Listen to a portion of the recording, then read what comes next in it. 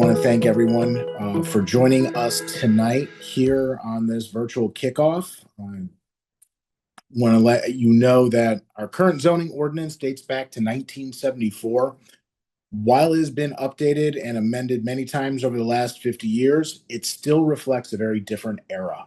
Um, if you think about it, when this zoning ordinance was written, there were things that didn't exist. Self-storage facilities, vape shops, uh, cell towers, and few large-scale retailers. North Charleston has grown and changed considerably in that time. And um, sorry, uh, our development regulations need to evolve with those times as well. Our goal is to create a development ordinance that reflects the community's vision for North Charleston's future. Growth is coming, and it's our responsibility to make sure we plan for it thoughtfully and intentionally. The goal is not to change what makes North Charleston special, quite the opposite. The goal is to create a modern, user friendly ordinance that helps us protect our neighborhoods, support our businesses, encourage investment, and provide opportunities for housing and economic growth. As part of this effort, we will combine several different development regulations into a single unified development ordinance, or UDO. That means fewer documents, clearer standards, and a process that is easier for residents, property owners, business owners, and the city staff to understand and use. This project is more than updating regulations. It's about listening. We want to hear from the people who know North Charleston best, the residents, business owners, neighborhood leaders, and community stakeholders who live and work here every day.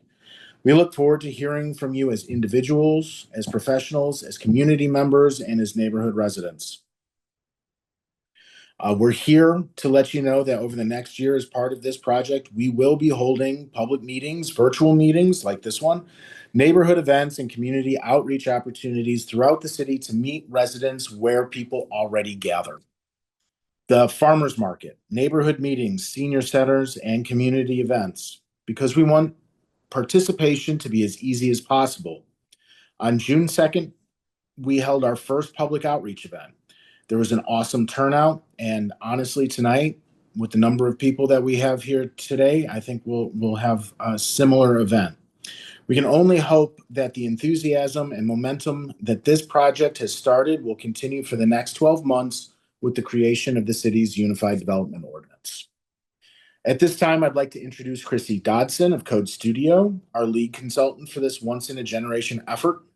Christy will provide a deeper look at the Unified Development Ordinance project and guide us through the next portion of tonight's meeting. Thank you again for being here tonight, and I look forward to working with you all throughout this project. Thanks, Tim. I'm Christy Dodson, and I do want to ask my team if I'm having connectivity issues at all, please send me a quick note. We got some thunderstorms popping up here in Atlanta, and I just want to make sure that everyone is hearing me loud and clear. So I'll keep an eye on that. Thank you, everybody, for being here. If you had the opportunity to come to the in-person kickoff meeting last week, we are going to try to emulate that exercise as closely as possible in a virtual space. So we hope that we have some really fruitful conversations this evening. We are going to kick it off a bit differently. And what I'm going to ask you all to do, all the participants, we are going to spend the evening having an interactive exercise. And we are going to have a poll at the beginning of the evening so that we can start to sort folks into breakout areas in their area of interest.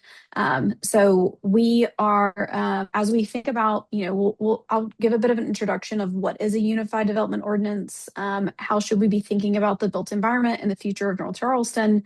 And the exercise we're going to use to do that is going to focus on different types of places, different community areas. And so if one of these in particular piques your interest more than others, then I encourage you in this poll that you will see pop up here in a minute. I encourage you to select the ones that are of most interest to you so that as we enter the interactive activity, you will be focusing on the type of community area that interests you.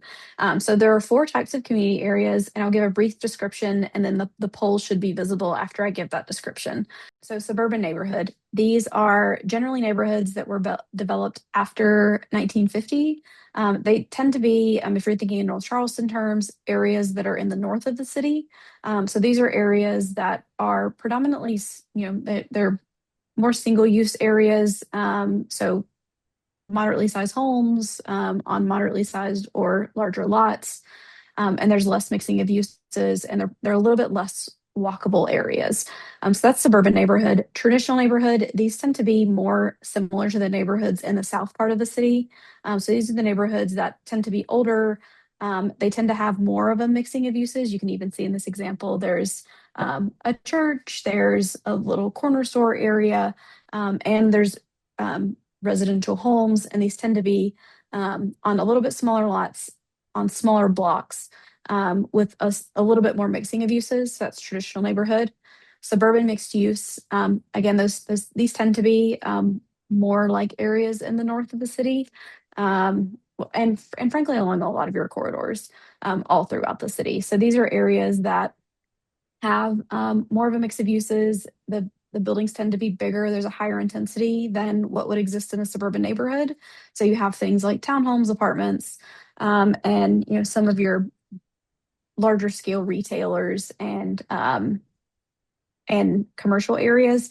These areas tend to balance auto-oriented design, so more drivable design, and also some more walkable areas. Urban mixed use, you actually don't have many areas like this currently in North Charleston, but you could think about an area that is very walkable. If you're familiar, this example in this picture is actually from downtown Greenville, South Carolina, so your neighbor up in the upstate.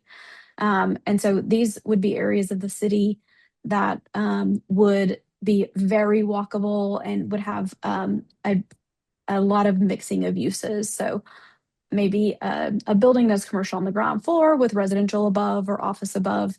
And there would be a high focus on, wide sidewalks and a strong relationship between the building and the sidewalk itself. Is that coming through clear for everybody? Yes. Excellent. So you should see a poll pop up and you can choose your area of interest for the evening.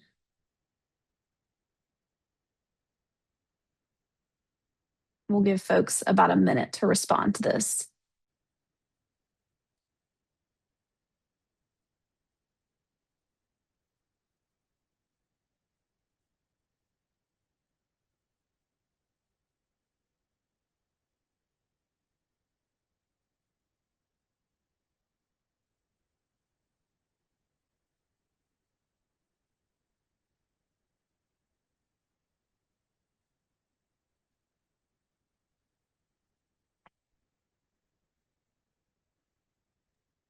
We have almost everyone participating. We got about 10 folks left that need to make a selection. If you have any questions, you can put them in the chat as well to help you respond.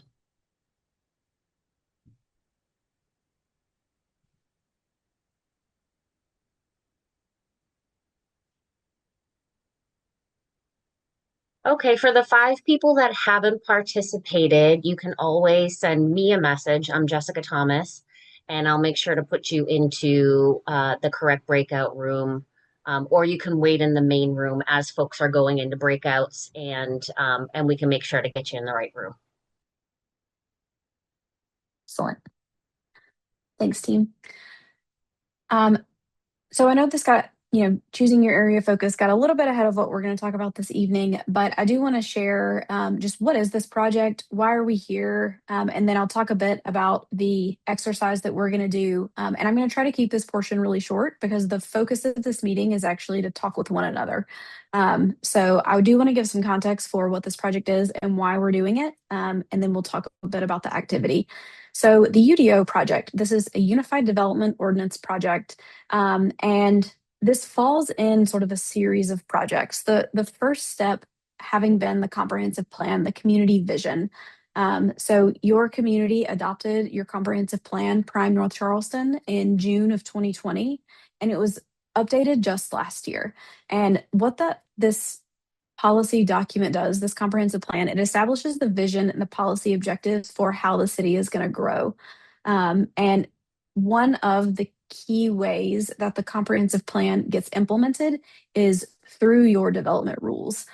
So through the Unified Development Ordinance, the idea is that all of the vision and the policy set forth in the comprehensive plan that becomes a reality and becomes the rules of the city in the Unified Development Ordinance. It's one of the key ways that the comprehensive plan gets implemented. And then through that, any project that gets developed or built into the future will have to be reviewed under the Unified Development Ordinance. And so that is how the community vision for the future of North Charleston will come through and be regulated by the rules of the UDO, and then development projects will occur once they're reviewed and they meet the rules of the Unified Development Ordinance. Next slide. So the key being that we are in this middle step right here. So, any development, any projects that are happening currently, there are existing rules in subdivision, in zoning. So those are happening under current regulations. So once these new rules are adopted, then any future development would be reviewed under these new rules. Next slide. One thing I want to emphasize is that we are very early on in this project. This is a big undertaking. This projects like this take a lot of time. And so the consultant team and the city staff have been hard at work the past several months, just getting ourselves into this project, making sure we understand all of the details of the comprehensive plan, all of the other plans and policy goals that have been set out for the city. And we are just now starting the public outreach. We are just now starting thinking about what the future of the Unified Development Ordinance is going to look like. So one thing I want to emphasize, and hopefully after this conversation, you will be excited and energized to continue to engage throughout the course of this project. So you will hear from us many, many times. So this is to emphasize we are very early on, and over the next 12 to 14 months, we will go through a process of setting out a framework for what the new UDO can look like. And then we will move into drafting the actual pieces of this ordinance. There will be a formal public review draft process and then an adoption process like any other legislation in the city. One thing I do want to emphasize is community engagement and outreach and these conversations to have opportunities for you to hear about what we've been doing and your thoughts and ideas. That will be continuous throughout the course of this project. So there will be many, many meetings in addition to this one. Next slide.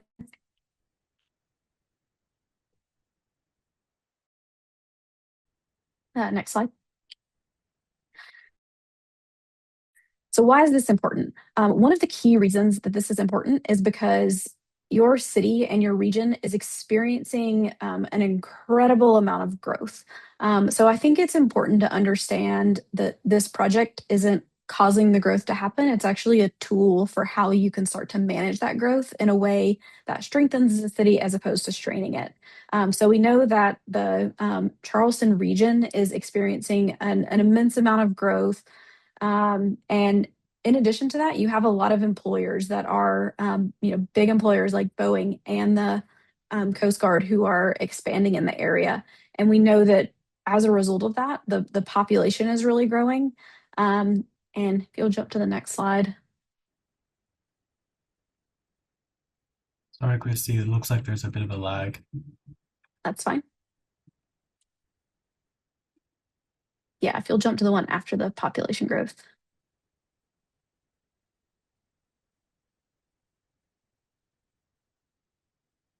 Yes. So the reason that this is incredibly important right now is because your current regulations, as Tim mentioned, were implemented in the 70s. They have been incrementally updated over time, but they are really of that time, and they dealt with growth and the realities of the city that made sense in the 70s and in the 80s, which is just a different reality from the amount of growth that the region is experiencing right now. And so the current regulations, they really focused on how to grow in a way that separates different uses on individual lots. It really resulted in a lot of limited connectivity, this limited identity and this sense of place. And one thing that we want to really think about in the new UDO as we think about how to implement a lot of those goals and vision for strengthening the community and not straining it, is thinking about a modern set of regulations that help manage that growth in a way that creates places. And we'll talk about that throughout the exercise, like what makes a place, and how can we start to give you a set of rules and regulations that do things like encourage community gathering, that foster connection and foster opportunity. And ultimately, we want to do so in a way that is rooted in the identity of North Charleston. So we don't want to give you a set of regulations that is calibrated for another community. We want to make sure that it's calibrated for the identity of North Charleston. Next slide. So a way that we can think about how does the UDO build on the comprehensive plan goals? So these goals of livability and community life, sustainability, resilient growth, economic opportunity, mobility, and connectivity, these are all goals from the comprehensive plan. So the ways that the UDO can start to implement these things. So for example, livability and quality of life. One of the key things we'll talk about over and over again, both in this conversation and in the future, is expanding housing choice and expanding housing affordability. You need more housing and more housing opportunity that existing residents can have somewhere to live, as well as future residents, and it's not straining the community in those ways. Strengthening existing neighborhoods while also providing housing opportunity for folks is really important. Included in that are expanding community facilities, things like parks, schools, rec departments, so that as growth happens, people have these places to gather in these spaces to build community. Sustainability and resilient growth. Your current regulations, they aren't very good at figuring out how to reuse existing land that may, be sort of an underutilized parking lot, for example. We need to give you regulations for thinking about reimagining those spaces in a more resilient way. We also need to think about how the UDO can help reduce a lot of the flooding and stormwater risks that you've experienced and have continued to experience. And we want to make sure that we're mitigating that in the future, as well as preserving and protecting natural resources. Economic opportunity, this comes from an idea of how do we make sure the rules and regulations create opportunity and access for jobs? How can we think about uses and where they're allowed in a way that helps support legacy business, helps reduce the barriers for small business and legacy business owners, and as well as providing opportunity for entrepreneurs as the next generation comes and helps strengthen North Charleston. And mobility and connectivity, as growth happens, it's really important to make sure that the infrastructure is keeping up. We know that traffic is a really big deal with your current issues. And so how do we think about things like the bus rapid transit project that is in your very near future? How do we focus growth along that in a way that can strengthen the community and help mitigate some of those traffic issues you're currently having? In addition to that, how do we create these spaces that where folks can more safely have options that aren't driving? So as growth occurs, people can get places differently as makes sense for their particular lives. Next slide. So ultimately what we want to do is give you a UDO for North Charleston. So we want to modernize these regulations. We want to, right now they're very hard to understand. There's a lot in there and they're not particularly well coordinated. So we want to make sure ultimately, number one, that things are easy to use. It's easy to understand what the outcome would be under the new code. And then secondly, we want to make sure that it does work toward that stronger vision for North Charleston, that as growth occurs, that this new UDO gives you a set of tools to help manage that growth in a more resilient way that strengthens the community. Next slide. So you've heard me talk a lot, and Tim introduced a bit of the folks, but I do want to just acknowledge who will be working on this project. So this is the city staff that will be focusing on this. So this will be run out of the planning department.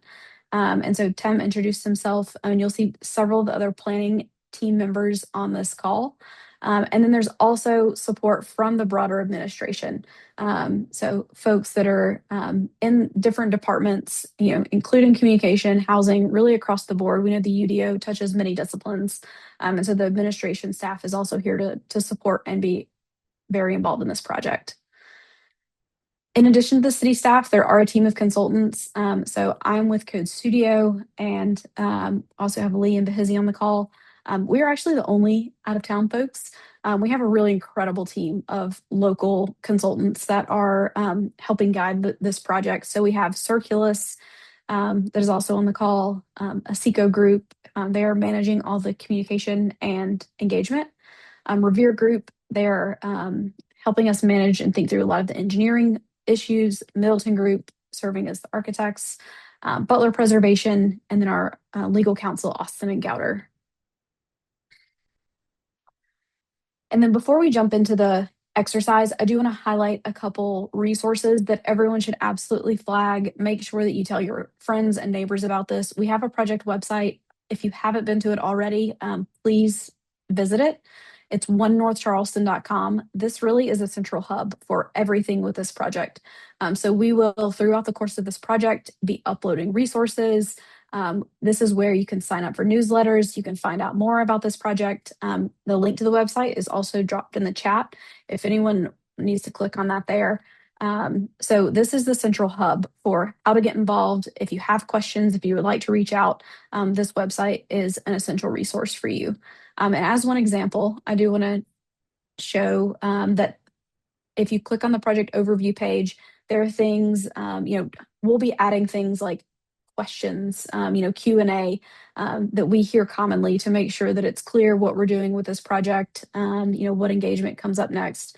So if you go into project overview and you still have questions about what this project is and why we're doing it, there are opportunities to understand and learn more under a project overview. So for example, what will the UDO do and what won't it do? So we try to give some responses here. The UDO, it's going to provide clear, more effective rules for land use and development. It's going to streamline the development process, protect neighborhood character, diversify housing options. What won't it do? So the UDO is not going to control like broader economic conditions. Those are market drivers.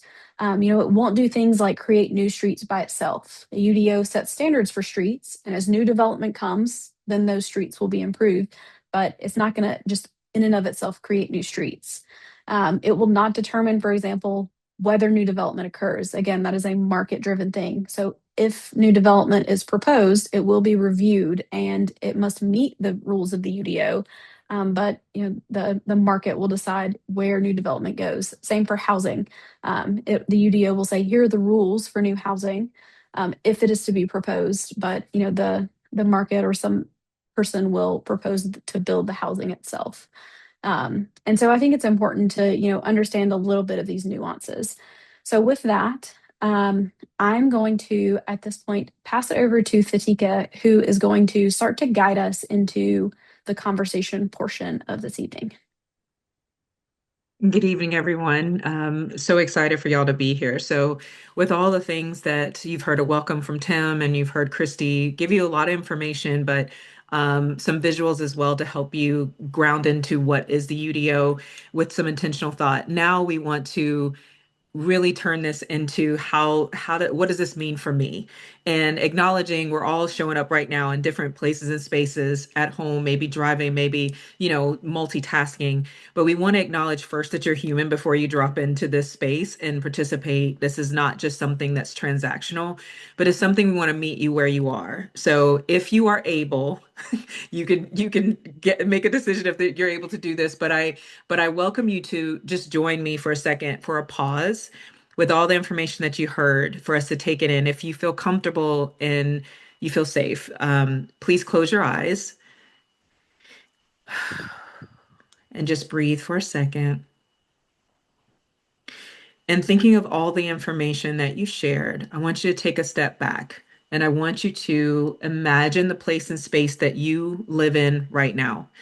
Whether you live in the northern part of the city or the south part of the city or in between, imagine your community, imagine your home and your place and space, this space that is home to you, the space that you see neighbors and You see things about it that make you, when you turn into that neighborhood, you know you're home. When you turn on that street, you know you're home. I want you to think about that for a second. Get that visual in your mind. And as you have that visual, I want you to think about, what does a welcoming and connected neighborhood look and feel like to you? If that is your home, I want you to go, or your community, I want you to think about, like, what does that feel like? What does the welcoming, connected neighborhood feel like to you? What makes you feel safe? What makes you know that you're home?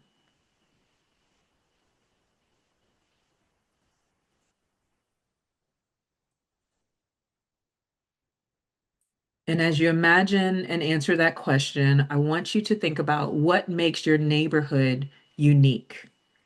Maybe it's the tree that sits on that one corner that you always see when you turn in. Maybe it's that neighbor that's always on their front porch that you see that always ready to wave. Maybe it's that person that walks their dog at the same time that you're walking through.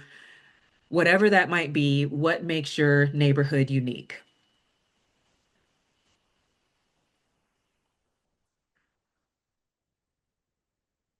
And then as you think about that, I want you to imagine, if your place and space is precious to you, if it's unique to you, as we think to the future and know one day we all will transition, we'd all love to be here, but at one point we will. How do we imagine what the future generations, what do we want them to experience as we look at the future generations, as it pertains to your neighborhood or in community? What should they experience that would be amazing? How do we want to leave this place and space for them when 30, 40, 50, 60 years from now, as we know growth is happening, what do we want to make sure they have for future generations?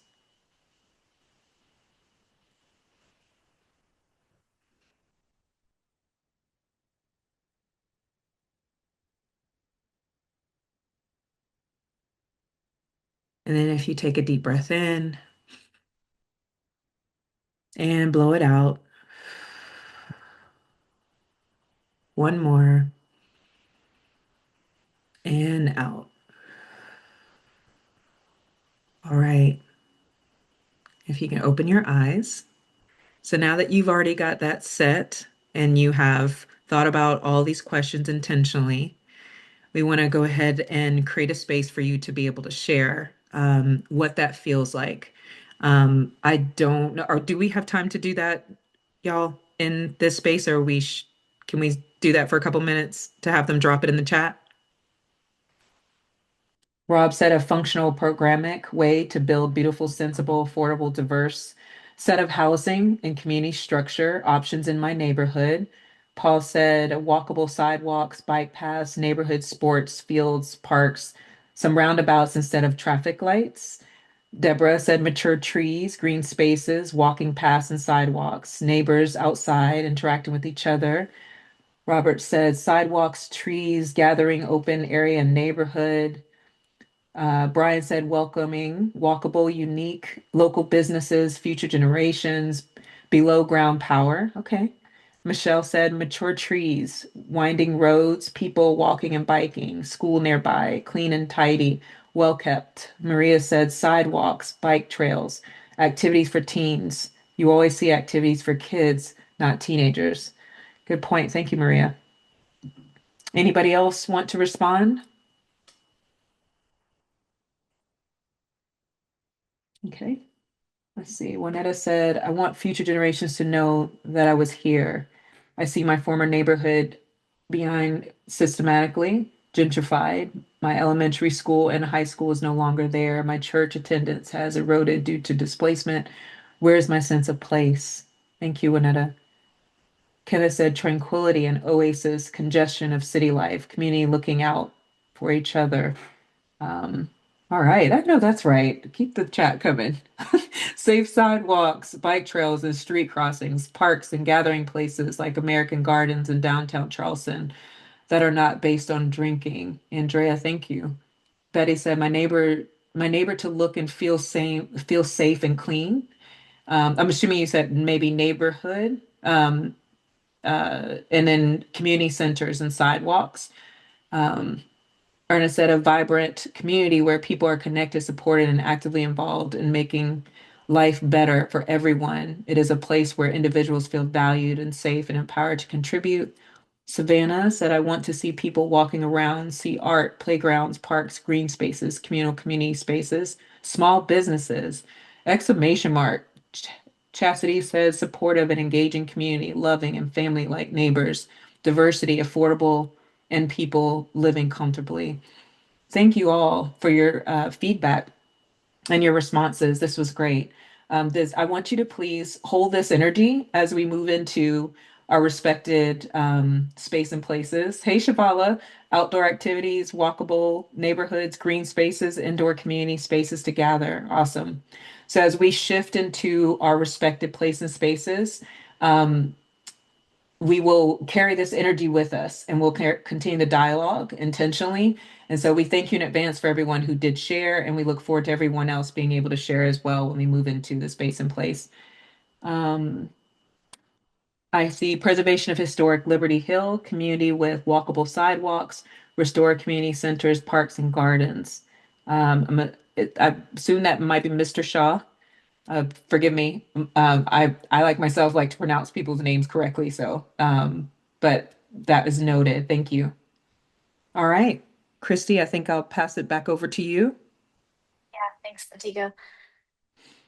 So I think Tatika really framed for us, why it's important to have these conversations and really think in our mind's eye about the future places that we want for both us and future generations.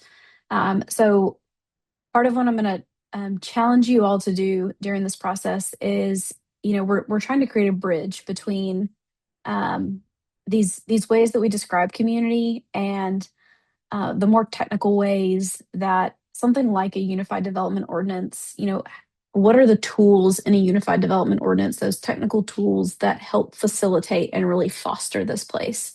So I'm going to try to bridge that gap. And that's part of what this engagement activity is going to set us up to discuss.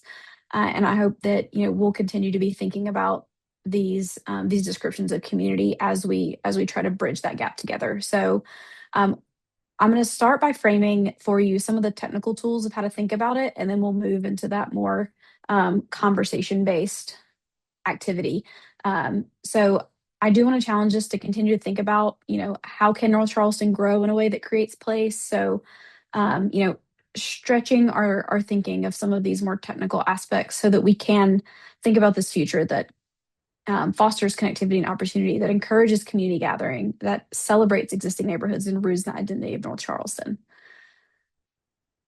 So I think one of the important ways to think about this is to understand, like, what are some of the more technical building blocks of what creates a place. And so one of the things that we can think about are things like the streets and blocks. Are the streets, are they narrow or wide? Are there more connections of the streets and more of a gridded pattern, or they tend to be less connected? Another thing that is a building block of place is lot size. Are lots really small or large? The open space type, is it arranged more into individual yards, or is it arranged into things like parks and plazas? And so each of these things start to be a building block of a neighborhood. And then if we think even smaller at the scale of a building, and I'm going to encourage you throughout this exercise, we're actually going to think about the shape of the building and how it relates to the street differently from how that building may be used. So I'm going you to start breaking apart those two things in your mind. So how tall is the building? Is it 1 story, 2 stories? How wide or narrow are these buildings? Are the buildings spaced really closely together or further apart? That form of the building and the relationship it has to the buildings next to each other starts to form the character of a place. And then we can also think about, how does that building relate to the street? Does the building tend to be really close to the street, where the parking is more located in behind? And so there's a really strong relationship between the building. Maybe there's a front porch and you can sort of wave at your neighbors as you walk by. Or maybe the building is set further back and there's parking between. So the building has less of a relationship. And so that's those are physical components of, how the building is shaped. And then we can think about, how is that building used? What types of housing may be provided? And those are separate things from, the building form, the typical uses.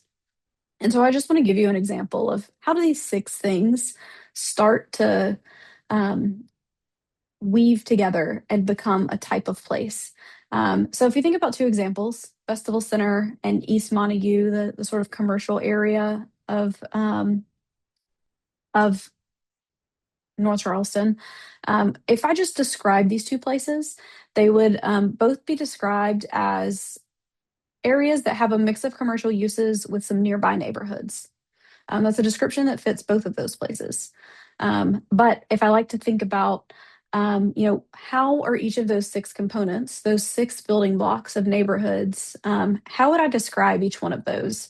And why does it result in fairly different outcomes? So something like Festival Center, when I think about the streets and the blocks and the open space, they tend to be larger streets. They're arranged into larger blocks, so there's less connectivity in the streets. The lots tend to be quite large, and the open space is sort of arranged separately onto each lot into sort of yards. When I think about things like buildings, how that building relates to the street and the uses within those, the buildings tend to be large. They are also very wide. These buildings actually aren't very tall. Most of them are about 1 story, but they tend to be very wide buildings, and there tends to be a lot of space between them. And they don't have much of a relationship to the street. So there's larger setbacks with some parking between. And the uses within those tend to be larger uses. But then when I think on the other hand of East Montague and think about the commercial area of Park Circle, each of those 6 components, the streets tend to be smaller with smaller blocks. So there's more connectivity. There's smaller lots. The open space tends to be arranged in plazas along streets. And I think about the buildings themselves. They're smaller buildings, still 1 story, right? Just like the previous example, still 1 story, but less space between them. There tends to be really small setbacks, so the buildings face right on the sidewalks. There's a strong relationship between the building and the sidewalk. It tends to be a more walkable environment. And then the uses within those, a similar mix of uses, but because the buildings are smaller, there tend to be smaller uses. So smaller housing, retail, restaurants, and they tend to be mixed in closer proximity to one another than the previous example. So hopefully this illustrates for you how these 6 things can start to build together into a type of place. And it's not to say that one is wrong and one is correct. They're just different. And I think it's really important that as we think about what type of place like we want to build toward, these are really useful sort of technical tools that we can use to say like, oh, I want a place that it feels like this. And hopefully this gives you a bit of a language of like how to start building toward that place with things that we can control in the Unified Development Ordinance. So as we move into the activity, we are going to have a set of prompts, and you will be put into breakout rooms based on the area of interest that you indicated at the beginning of our conversation. And so the prompts that you will be asking are the following.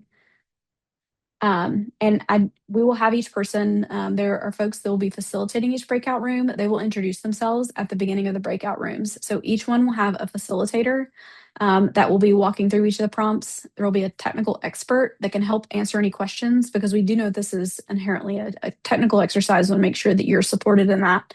And there will also be someone who will be recording the conversation with notes. So these won't be actually recorded, but they will be notes will be taken throughout so that your feedback and your thoughts and ideas will be recorded and you'll be able to see that happening. So the first couple that I want to talk through, you'll be answering all these prompts at once. Building form, how should we think about building form as you're working through this exercise? Some examples that I want to show you. These are all 3 examples that are 1-story buildings. And hopefully this helps illustrate for you how they create different types of places. So the house, these are narrow buildings that are spaced together. But in comparison to a more Main Street building, still 1-story, these are more narrow and they're spaced closely together. So it feels more like a commercial area. versus the third example that tends to be still one story, but a wide building, widely spaced. It's a different type of commercial area. So these are some examples of how you can think about building form.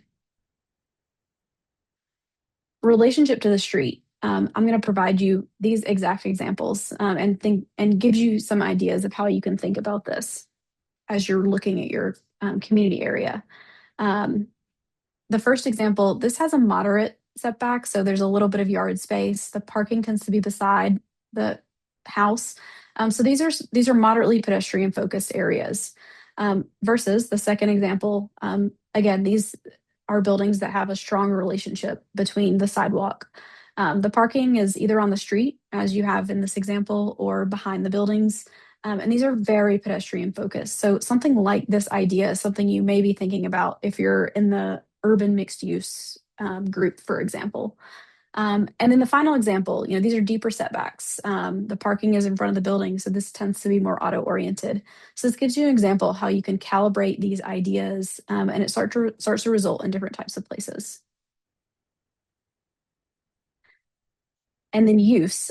So use is something that we are going to spend a lot of time talking about in this conversation. And I'm really going to challenge you to think about use differently. I mentioned previously that the shape of the building is not the same as the way that it's being used. So for example, many of us have seen something that looks like a house and may have been used at a house at some point, but has turned into something like an office or maybe a gift shop.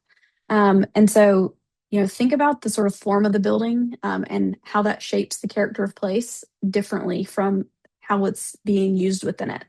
That is especially true for things like housing. Wanting to create more housing opportunity and strengthen existing neighborhoods. A lot of that comes from creating opportunities for folks so that they can have housing throughout different stages of their life as their needs change, as their incomes change. All the way from, young folks that are just coming into their first jobs to empty nesters needing different types of housing. So I wanted to provide these three examples as a way to illustrate that the form of the building is something that the UDO can help control and think about in addition to providing some of that housing opportunity. So all three of these things look like a traditional house.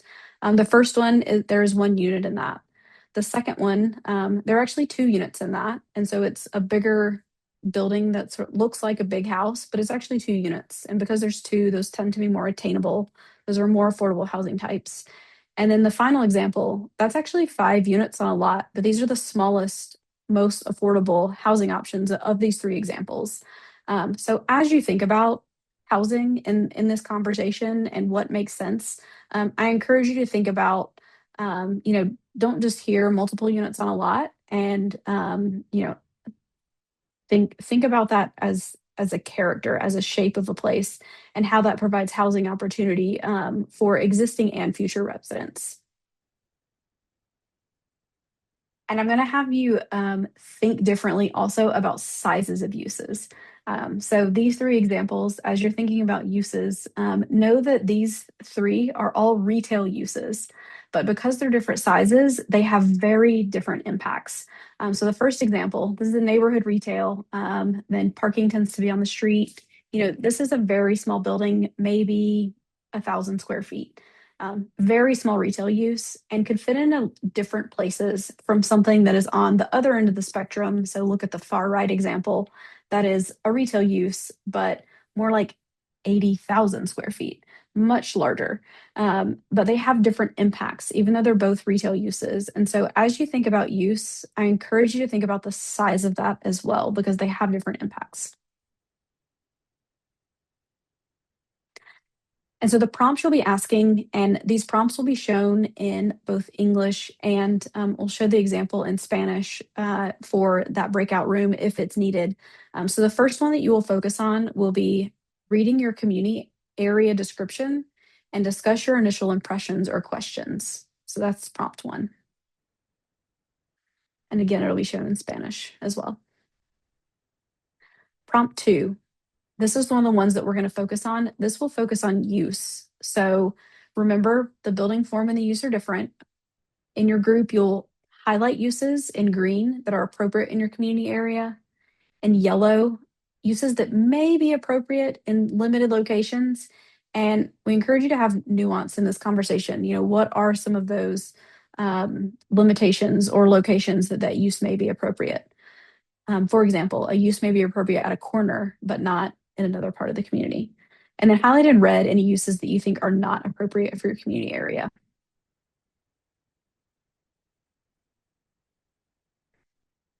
Another prompt that you'll be asked, what are short phrases or words that you would use to describe this community area? So we've started off with a description, but we want to use words that make sense for North Charleston. So what are the words that you would describe this community area as? Any short phrases that come to mind? And then the final prompt is a vision for the future. So as you think about North Charleston in 10, 15, 20 years, highlighting on the map where areas of North Charleston should grow in a way that reflects the community area that you're focused on. So, we're going to vision this community area first, think about the uses that would be allowed, and then we will start to think about where it may make sense in the future. And with that, we will move to our breakout rooms.